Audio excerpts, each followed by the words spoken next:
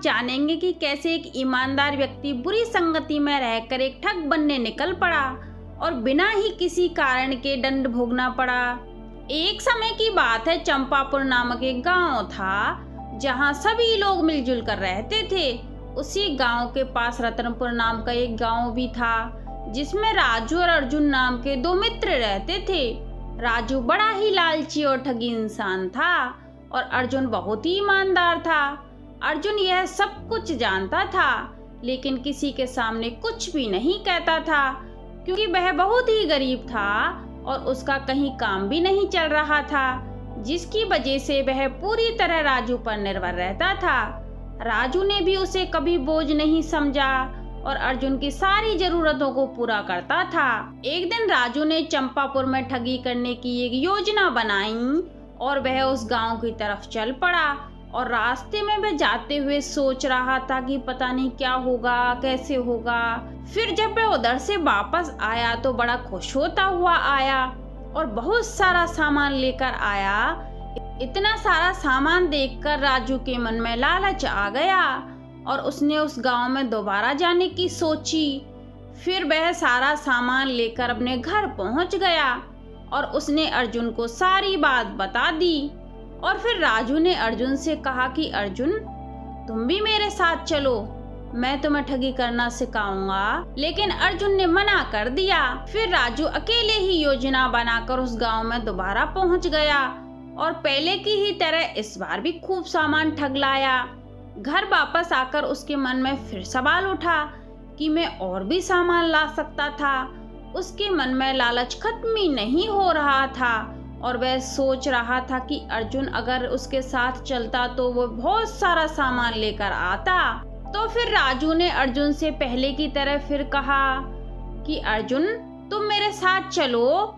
फिर राजू ने अर्जुन से कहा, अर्जुन, इस बार तुम अगर मेरे साथ चलोगे तो जो भी हम ठगी में सामान लाएंगे वह आधा आधा बांट लेंगे। इस बार अर्जुन मान गया क्योंकि इतना सारा सामान देखकर अर्जुन के मन में भी लालच आ गया और उसके मन में भी बेईमानी आ गई। फिर उधर वह चंपापुर गांव में भी बहुत हल्ला मच रहा था कि 2 दिन से इतना सामान कहाँ गायब हो गया।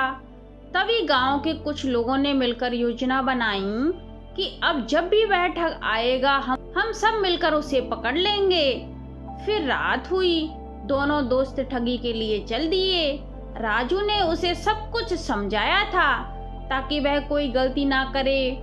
उधर चंपापुर गांव के लोग भी छुपकर उन पर नजर रख रहे थे। राजू को कुछ ही दूर चलकर ही पता चल गया कि उन पर कोई नजर रख रहा है, पर अर्जुन बेचारे को इस बारे में कुछ भी नहीं पता था। वह तो पहले से ही डरा हुआ और घबराया हुआ था। फिर राजू ने चालाकी की और अर्जुन से कहा कि अर्जुन, तू दीवार कूदकर घर के अंदर घुस जा, मैं पीछे से आता हूँ। बेचारा अर्जुन जैसे ही दीवार कूदकर घर में घुसा, राजू वहां से भाग गया और जल्दी से ही अपने घर का सामान लेकर गांव छोड़कर चल गया। वहां चंपापुर में बेचारा अर्जुन घर के अंदर घुस गया, पर जब बहुत देर तक राजू घर के अंदर नहीं आया तो अर्जुन ने सोचा कि अब वह नहीं आएगा और मैं अब क्या करूं। अर्जुन बहुत घबराया हुआ था। फिर जिस घर में अर्जुन था उस घर में बहुत अंधेरा भी था। जब उसने आगे बढ़ने को कदम बढ़ाया तो उसके पैर से बर्तन टकरा गया। बर्तनों के गिरने की आवाज सुनते ही सारे गांव वाले उस घर के बाहर आ गए और उसे पकड़ लिया। अर्जुन बहुत ही घबराया हुआ था। फिर अर्जुन सबसे बोल रहा था कि मैंने कुछ भी नहीं किया है और मुझे माफ कर दो।